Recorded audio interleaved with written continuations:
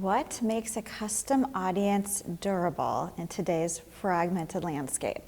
So custom audiences are very tailored to the agency usually demanding them from us, or the brand. So it's objective to that campaign and what those campaign goals are. So it's not just going out into the DSPs, the marketplaces, and just getting all of these off the shelf kind of random things that the media buyers are looking for. It's truly brought to us. If it's not on the shelf, then it's what can we build behind the scenes? And a lot of times that is that granular, raw data that we have behind the scenes that we don't put out in the marketplaces. And so that means that we can do it custom. We can say exactly what is your income? How many children do you have? What kind of car do you drive? How do you shop? What TV viewership we have? And so it's really custom towards that brand. And so that's what makes it so great, is then they can take that and they can say, are we gonna go across programmatic, CTV? Are we gonna put it into social? How are we gonna do that? But at least then it's one audience going across the board in the spectrum. And that usually is what we're seeing then for measurement. For measurement and ROI, using that one custom across channels is really that kind of niche thing that the agencies really do need.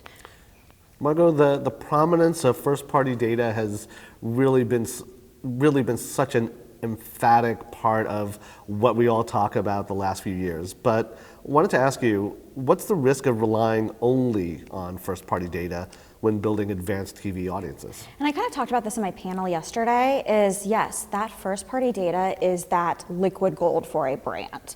A brand gets that from you because you want to then, have your Kroger's card. Or like me, I want to have my Neiman Marcus rewards points or my Sephora points. So they get that information, but then they only know what I am doing there.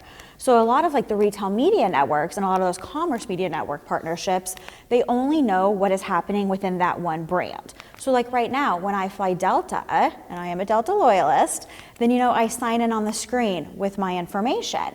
Well then Delta though, like they might have a partnership with TripAdvisor, or they have a partnership with Sephora now. Like which one of those is geared towards me? So it's like they don't know all of that data just for me logging into my Delta account. They don't know how much money me and my 4-year-old spent at Sephora on Saturdays on lip gloss. And so it's like they need to have that third party to still understand truly who their consumer is as a consumer when it's not just on their brand. Margo, so many great points about purchase data embedded in that comment. So to pick up from that, how does deterministic purchase behavior change the quality of a custom audience? That is actually the great relationship now that we have with this merger. So Alliant acquiring Analytics IQ last summer, it was really that purchase level transaction data that Alliant was known for, and then Analytics IQ was known for that behavioral psychographic data. So we actually are combining two things that we don't think a lot of other data partners have right now. And so it truly is the AIQ backbone of the data, and that is, the US population as a whole.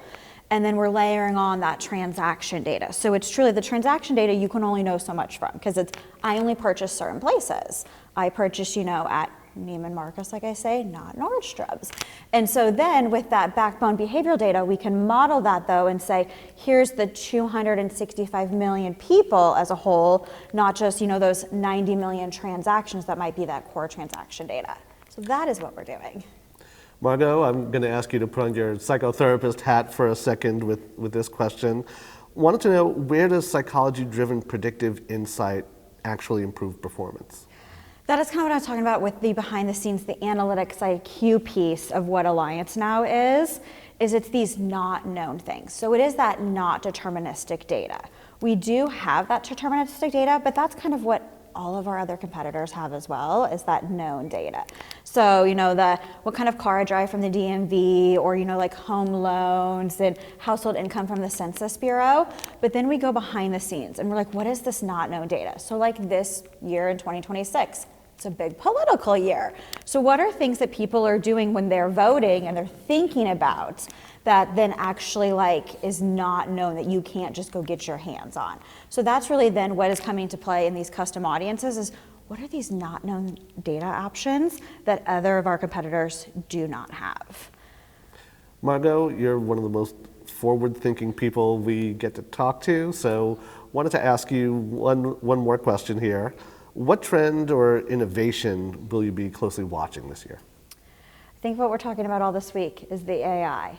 AI, the chatbots, how we can use it and how we can't. So we do a lot in financial services, and we do a lot with the big financial services. And so with those companies, we have to be very careful of how we're building models, what AI is included in there, and what we can and cannot do with that for them.